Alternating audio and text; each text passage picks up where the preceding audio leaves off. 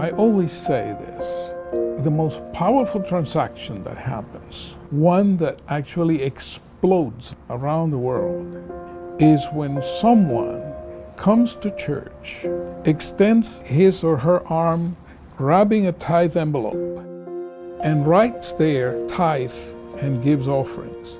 When that happens, and they put it in the offering plate, it has an impact around the world, and they haven't even moved from their chair. It's like an enormous wave of energy. We feel responsible for that. The average member probably doesn't realize the weight of the responsibilities and also the challenges that come to a position like the treasurer of the General Conference. Even for me, who was the person assisting the closest to the treasurer for the last 8 years, the circumstances surrounding the economics around the world have affected the church. The dollar has become stronger. That means the contributions that come from foreign countries to assist in the mission of this agency of the church, our income becomes less. We have noticed the impact on our financial statements. We have the situation in Brazil, the country that holds the largest membership in the South American continent. By becoming lesser due to the strength of the dollar, the contributions of our members there are affected the rest of the world.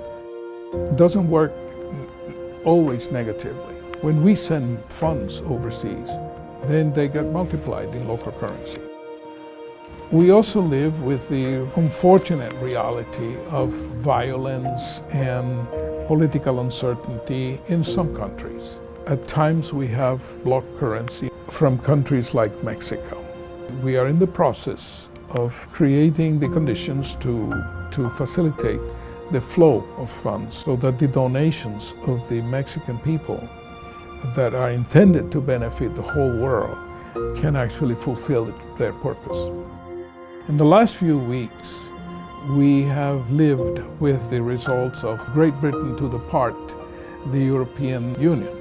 Well, that again brings additional upheaval or additional volatility, etc. So the church is subjected to all of those things. But there's one thing I want our members to know. Our future doesn't depend on the changes in the market. We depend primarily on the Lord. And the faithfulness of our people will not ever go unnoticed. We are operating within budget. We are not overspending. We're trying, on the contrary, to live within our means so that we can apply every dollar that we can to the work of the church. We value applying the monies where mission is happening any place in the world.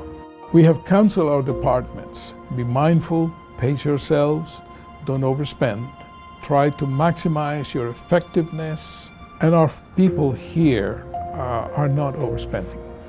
I'm glad to report that.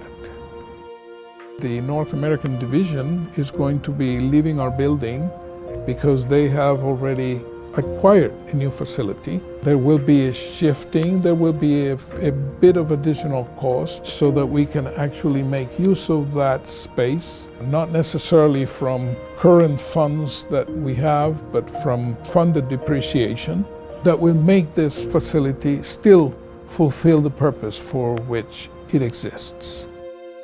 I have no doubt that the church is in the Lord's hands. We will survive.